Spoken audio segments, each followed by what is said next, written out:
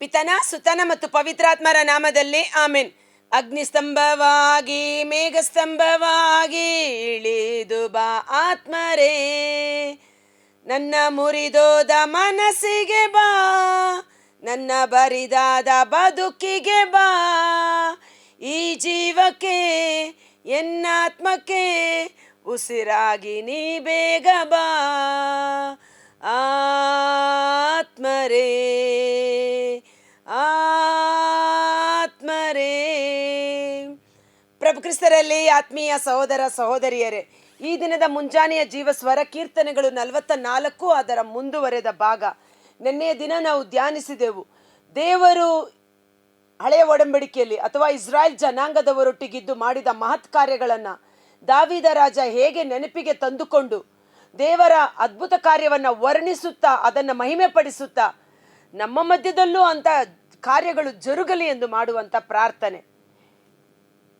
11ನೇ ವಚನ, ನಮ್ಮನ್ನೊಪ್ಪಿಸಿರುವೆ ವಧ್ಯ ಸ್ಥಾನಕ್ಕೆ ಒಯ್ದ ಕುರಿಗಳಂತೆ, ಚದುರಿಸಿ ಬಿಟ್ಟಿರುವೆ ನಮ್ಮನ್ನು ಅನ್ಯ ಜನಾಂಗಗಳ ಮಧ್ಯೆ. ಇಸ್ರಾಯೇಲ್ ಜನಾಂಗದವರಿಗೆ ಹಾಲು ಜೇನು ಹರಿಯುವ ಕಾನಾನ್ ನಾಡನ್ನು ಕೊಟ್ಟ ದೇವರು, ಆದರೆ ಈಗ ನಮ್ಮನ್ನು ವಧೆಗೆ ಒಯ್ಯುವ ಕೊಯ್ಗುರಿಗಳಂತೆ ನಮ್ಮನ್ನು ಒಪ್ಪಿಸಿ ಬಿಟ್ಟಿದ್ಯಾ. ಶತ್ರುಗಳ ಕೈಗೆ ನಮ್ಮನ್ನು ಒಪ್ಪಿಸಿ ಬಿಟ್ಟಿದ್ದಿ. ಯಾಕೆ? ನಮ್ಮನ್ನು ಬಿಡುಗಡೆ ಮಾಡು, ಮತ್ತೆ ನಮ್ಮ ಮೇಲೆ ಕರುಣೆ ತೋರು ಎಂಬುದಾಗಿ.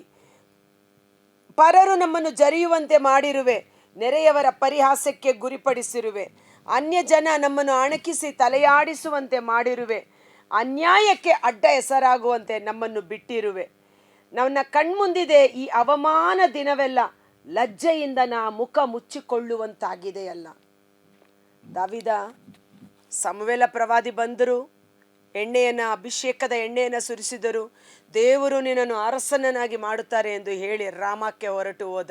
ದಾವೀದ ಕುರಿ ಮೇಯಿಸಲು ಹೊರಟು ಹೋದ. ತದನಂತರ ದೇವರ ವಾಗ್ದಾನ ಅವನಲ್ಲಿ ನೆರವೇರುವವರೆಗೂ ಆ ಮಧ್ಯದಲ್ಲಿ ದೇವರು ಅವನನ್ನು ಏನು ಮಾಡ್ತಾರೆ, ಟ್ರೈನ್ ಮಾಡಿದ ರೀತಿಯಲ್ಲಿ ಅಂತ ಹೇಳ್ಬೋದು.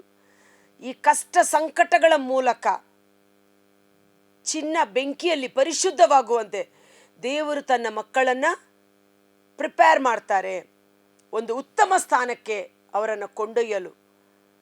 ಕುರಿ ಮೇಯಿಸುವ ಕುರುಬನಲ್ಲಿ, ಸಿಂಹಾಸನದ ಮೇಲೆ ಕುಳಿತು ಆಳ್ವಿಕೆ ಮಾಡುವ ಅರಸನಲ್ಲಿ, ರಾಜನಿಗೂ ಕುರುಬನಿಗೂ ಅಜಗಜಾಂತರ ವ್ಯತ್ಯಾಸ, ಹೌದಲ್ವಾ? ಯಾಕೆ ದಾವೀದನಿಗೆ ಇಷ್ಟೊಂದು ಕಷ್ಟ?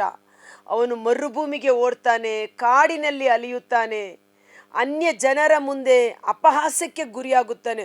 ಓ, ಇವನು ನಮ್ಮನ್ನಾಳುವ ರಾಜನೋ ಎಂಬಂತೆ ಅಣಕಿಸುತ್ತಾರೆ. ಆದರೆ ಅವೆಲ್ಲ ಟ್ರೈನ್ ಮಾಡಿದ ಕಾರಣ, ಅದಕ್ಕೆ ದಾವೀದರಸ ಹೇಳ್ತಾನೆ, ನನ್ನ ಕೈಗಳಿಗೆ ದೇವರು ಯುದ್ಧ ವಿದ್ಯೆಯನ್ನು ಕಲಿಸಿಕೊಟ್ಟರು ಎಂಬಂತೆ. ಎಲ್ಲಿ ಕಲಿತ? ಅವನು ಕುರುಬನಾಗಿರುವಾಗಲೇ ಕಲಿತ. ಕಾಡು ಕ್ರೂರ ಮೃಗಗಳ ಬಾಯಿಯನ್ನು ಸೀಳಿ ತನ್ನ ಕುರಿಯನ್ನು ಕಾಪಾಡುವಂತೆ. ಅದಕ್ಕೆ ನೋಡಿ, ಇದನ್ನು ಓದುವಾಗ ನನಗೆ ಇವತ್ತು ನಿಮ್ಮ ಜೀವನದಲ್ಲಿ ಇದೆಲ್ಲ ಪ್ರಾಸೆಸಿಂಗು. ಕಷ್ಟ ಇದೆಯಾ, ಸೋಲಿದೆಯಾ, ಅವಮಾನವಿದೆಯಾ, ಬೇಸರ ದುಃಖ ಇದೆಯಾ? ಆದರೆ ದೇವರನ್ನು ಮರೆತು ಬಿಡಬೇಡಿ, ನಿಮ್ಮಲ್ಲಿರುವ ಅಭಿಷೇಕವನ್ನು ಕಳೆದುಕೊಳ್ಳಬೇಡಿ. ದಾವೀದನ ಮೇಲೆ ಒಂದು ಅಭಿಷೇಕ, ರಾಜನ ಅಭಿಷೇಕ ನೆಲೆಗೊಂಡಿತು. ಅಭಿಷೇಕ ಅವನಲ್ಲಿದ್ದ ಕಾರಣ ಆ ಎಲ್ಲ ಗೋಲಿಯಾತ ಮೊದಲ್ಗೊಂಡು ಸೌಲ ಮೊದಲ್ಗೊಂಡು ಎಲ್ಲ ಶತ್ರುಗಳ ಹೋರಾಟವನ್ನು, ನಿಂದೆ, ಅವಮಾನ ಎಲ್ಲವನ್ನ ಜಯಿಸಿ ದೇವರ ವಾಗ್ದತ್ತವಾದ ಸಿಂಹಾಸನದಲ್ಲಿ ರಾಜನಾಗಿ ಕುಳಿತುಕೊಂಡ. ದೇವರ ವಾಗ್ದಾನಕ್ಕೆ, ದೇವರ ಕೃಪೆಗೆ ಪಾತ್ರನಾದ. ಸೊ ಇವತ್ತು ನಾವೇನೆಲ್ಲ ಕಳೆದುಕೊಂಡಿದ್ದರೂ ದೇವರನ್ನು ಕಳೆದುಕೊಳ್ಳುವುದು ಬೇಡ. ಅಭಿಷೇಕ, ಅದನ್ನು ನಾವು ಕಳೆದುಕೊಳ್ಳುವುದು ಬೇಡ. ನಮ್ಮಲ್ಲಿರುವ ಅಭಿಷೇಕ ಸೈತಾನನು ನಮ್ಮ ಮೇಲೆ ಹೊರುವ ನೊಗಗಳನ್ನು ಮುರಿದು ಬಿಡುವಂತೆ ಮಾಡುತ್ತದೆ, ಕಣಿಗಳನ್ನು ಕಿತ್ತು ಹಾಕಿ ಬಿಡುತ್ತದೆ, ನಮ್ಮನ್ನು ಸ್ವತಂತ್ರರನ್ನಾಗಿ ಮಾಡುತ್ತದೆ. Price the lord. ನನ್ನ ಯೇಸು ನನ್ನ ರಕ್ಷಕ, ಆಮೇನ್. ಪವಿತ್ರಾತ್ಮರ ಅಭಿಷೇಕ ನಮಗೆ ಕೊಟ್ಟಿರುವುದಕ್ಕಾಗಿ ಪ್ರಭು ಯೇಸುವಿಗೆ ಸ್ತೋತ್ರ ಮಾಡೋಣ.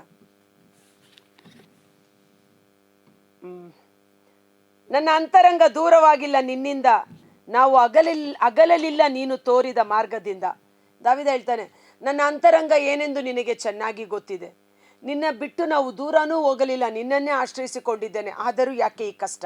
ಅದಕ್ಕೆ ಪ್ರಾರಂಭದಲ್ಲಿ ನಾವು ನೋಡಿದೆವು, ವಧ್ಯಾಸ್ಥಾನಕ್ಕೆ ಒಯ್ಯುವ ಕೊಯ್ಗುರಿಗಳಂತೆ ನಮ್ಮನ್ನು ಬಿಟ್ಟು ಬಿಟ್ಟಿದ್ದೆ.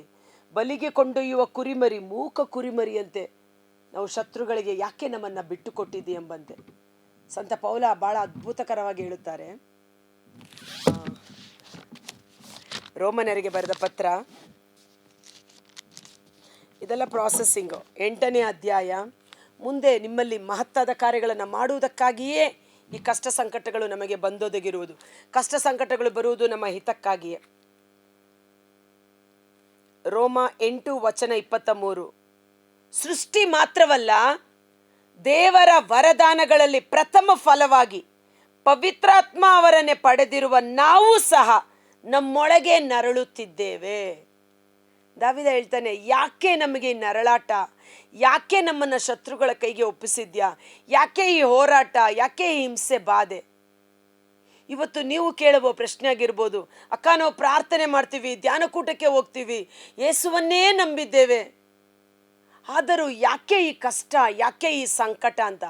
ಸಂತ ಪೌಲನು ಅದೇ ಹೇಳ್ತಾನೆ. ಪೌಲ ದೇವರ ರಾಜ್ಯಕ್ಕಾಗಿ ರಕ್ತ ಸಾಕ್ಷಿಯಾದಂಥ ವ್ಯಕ್ತಿ.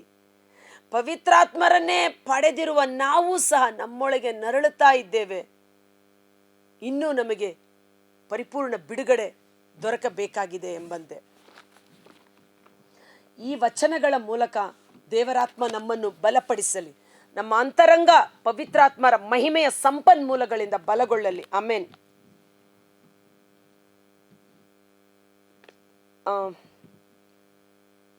ನಮ್ಮ ದೇವನ ನಾಮವನ್ನು ಮರೆತಿದ್ದೇವಾದರೆ, ಅನ್ಯ ದೇವರಿಗೆ ನಾವು ಕೈ ಮುಗಿದಿದ್ದೇವಾದರೆ, ದೇವ ನಿನಗದು ಬಯಲಾಗದಿರುತ್ತಿತ್ತೆ, ನಮ್ಮೆದೆ ಗುಟ್ಟು ನಿನಗೆ ತಿಳಿಯದಿರುತ್ತಿತ್ತೆ. ದೇವರ ಕಣ್ಣಿಗೆ ಮರೆಯಾದುದು ಯಾವುದೂ ಇಲ್ಲ. ನಾವು ನಿನ್ನನ್ನು ಮರೆತಿಲ್ಲವಲ್ಲ, ಅನ್ಯ ದೇವರ ಆರಾಧನೆ ಮಾಡಿಲ್ವಲ್ಲ, ಪಾಪಕೃತ್ಯಗಳಿಗೆ ಕೈ ಹಾಕಿಲ್ಲವಲ್ಲ. ಯಾಕಂದ್ರೆ ಮನುಷ್ಯನ ಹೃದಯ ದೇವರ ಮುಂದೆ ಬಹಿರಂಗ. ನಿನ್ನ ಕಣ್ಣಿಗೆ ಮರೆಯಾದುದು ಯಾವುದೂ ಇಲ್ಲ. ಪ್ರಭು ಎದ್ದೇಳು, ನಿದ್ರಿಸಬೇಡ, ನಮ್ಮನ್ನು ಎಂದೆಂದಿಗೂ ತೊರೆಯಬೇಡ. ಮರೆಸಿಕೊಂಡಿರುವೆ ಏಕೆ ನಿನ್ನ ಮುಖವನ್ನು, ಮರೆತಿರುವೆ ಏಕೆ ನಮ್ಮ ಹಿಂಸೆ ಬಾಧೆಯನ್ನು. ಮಣ್ಣು ಪಾಲಾಗಿದೆ ನಮ್ಮ ಪ್ರಾಣ, ನೆಲಕಚ್ಚಿಕೊಂಡಿದೆ ನಮ್ಮ ದೇಹ. ಎದ್ದು ಬಂದು ಪ್ರಭು ನಿನ್ನ ನೆರವನ್ನು ಒದಗಿಸು, ನಿನ್ನ ಅಚಲ ಪ್ರೇಮದಿಂದ ನಮ್ಮನ್ನು ಉದ್ಧರಿಸು. ಯೆರೆಮೀಯ 31:3, ನಾನು ನಿಮ್ಮನ್ನು ಪ್ರೀತಿಸಿರುವುದು ಶಾಶ್ವತ ಪ್ರೇಮದಿಂದ, ಆ ಪ್ರೇಮದಿಂದ ನಿನ್ನನ್ನು ಆಕರ್ಷಿಸಿಕೊಂಡಿದ್ದೇನೆ. ದೇವರು ನಾವು ಅವಿಶ್ವಾಸಿಯಾದರೂ ಆತ ವಿಶ್ವಾಸಕ್ಕೆ ವಿರೋಧವಾಗಿ, ತನ್ನ ಸ್ವಭಾವಕ್ಕೆ ವಿರುದ್ಧವಾಗಿ ವರ್ತಿಸಲಾರ. ಆದ ಕಾರಣ ದಾವೀದ ಅರಸ ಧೈರ್ಯವಾಗಿ ಕೇಳ್ತಾನೆ, ನಾವು ಅನ್ಯ ದೇವರನ್ನು ಆರಾಧನೆ ಮಾಡಿಲ್ಲ, ಪಾಪಕೃತ್ಯಗಳಿಗೆ ಕೈ ಹಾಕಿಲ್ಲ. ಒಂದೊಮ್ಮೆ ಹೋಗಿದ್ದರೆ ನಿನಗೆ ಗೊತ್ತಾಗ್ತಾ ಇತ್ತಲ್ವಾ, ನಿನ್ನ ಮುಂದೆ ಮುಚ್ಚಿಡಲು ಏನು ತಾನೇ ಇದೆ. ಮನುಷ್ಯನ ಹೃದಯ ಮನುಷ್ಯನ ಅಂತರಂಗ ದೇವರ ಮುಂದೆ ಬಹಿರಂಗ. ನಿನ್ನ ಕಣ್ಣಿಗೆ ಮರೆಯಾದುದು ಯಾವುದೂ ಇಲ್ಲ. ಏಳು, ಎದ್ದೇಳು, ನಮ್ಮನ್ನು ಉದ್ಧರಿಸು, ನಮ್ಮನ್ನು ರಕ್ಷಿಸು, ನಮ್ಮನ್ನು ಬಿಡುಗಡೆ ಮಾಡು. ಅದನ್ನೇ ಸಂತ ಪೌಲ ಹೇಳ್ತಾರೆ. ರೋಮನರಿಗೆ ಬರೆದ ಪತ್ರ 8ನೇ ಅಧ್ಯಾಯ. ಇದು ದಾವೀದನ ಕತೆ ಅಥವಾ ಪೌಲನ ಜೀವನ ಅಲ್ಲ.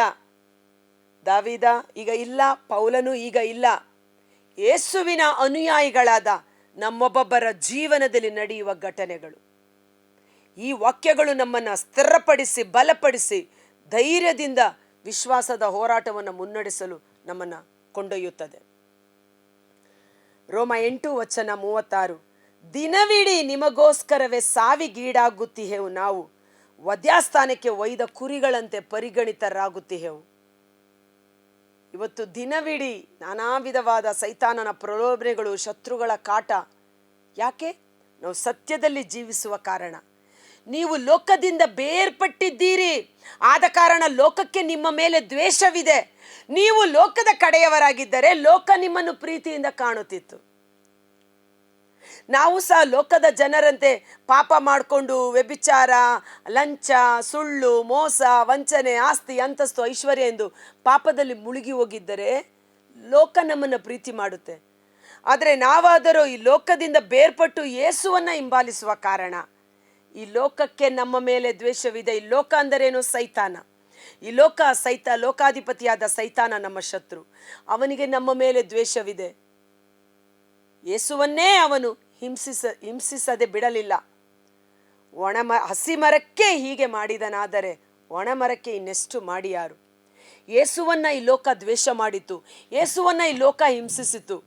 ಸೊ ಯೇಸುವಿನ ಅನುಯಾಯಿಗಳಾದ ನಮ್ಮನ್ನು ಸಹ ಈ ಲೋಕ ದ್ವೇಷಿಸುತ್ತೆ, ಹಿಂಸಿಸುತ್ತದೆ.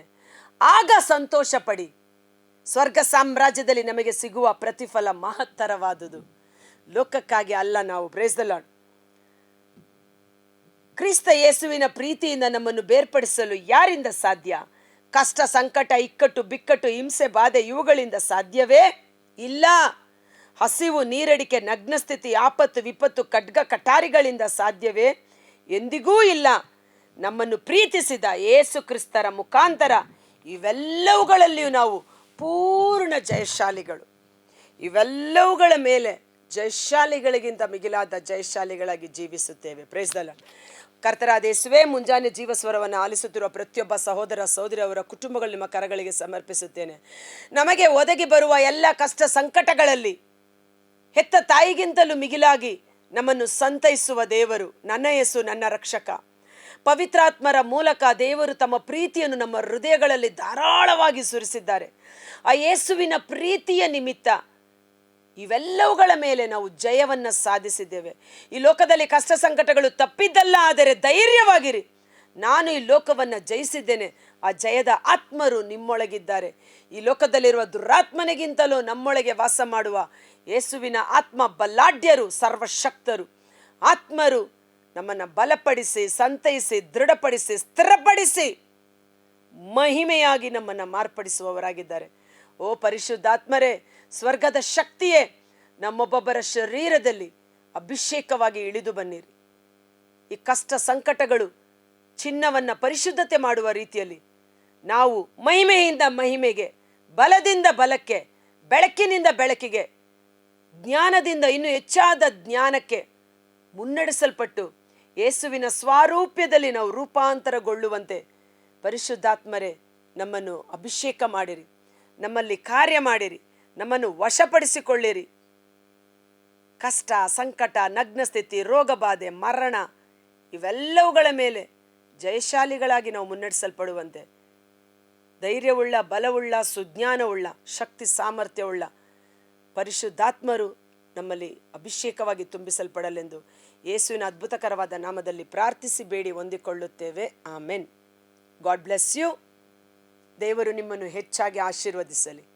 ಬಲಹೀನನು ಯೇಸುವಿನಲ್ಲಿ ಬಲಶಾಲಿ ಎಂದು ಹೇಳಿಕೊಳ್ಳಲಿ. ಕಾರಣ ನನ್ನ ಕೃಪೆ ನಿನಗೆ ಸಾಕು. ನಿನ್ನ ದುರವಸ್ಥೆಯಲ್ಲಿ, ನಿನ್ನ ಕಷ್ಟ ಸಂಕಟದಲ್ಲಿ ದೇವರ ಕೃಪೆ ನಮ್ಮನ್ನು ಮುನ್ನಡೆಸುತ್ತದೆ. ಆದ ಕಾರಣ ಪ್ರಭು ಯೇಸು ಕೃಪೆಯಲ್ಲಿ ಶ್ರೀಮಂತನು, ಕೃಪೆಯ ಮೇಲೆ ಕೃಪೆಯಿಂದ ನಮ್ಮನ್ನು ತುಂಬಿಸುವವರಾಗಿದ್ದಾರೆ. ಅದೇ ಪವಿತ್ರಾತ್ಮರ ಕೃಪಾವರವಾಗಿದೆ. Thank you. ಈ ವಿಡಿಯೋ ಲಿಂಕನ್ನು ಪರರಿಗೂ ಶೇರ್ ಮಾಡಿ. ಅದರಿಂದ ಬರುವ ಆಶೀರ್ವಾದ ಹೊಂದಿದೆ, ಅದನ್ನು ನೀವು ಅನುಭವಿಸಿರಿ. God bless you.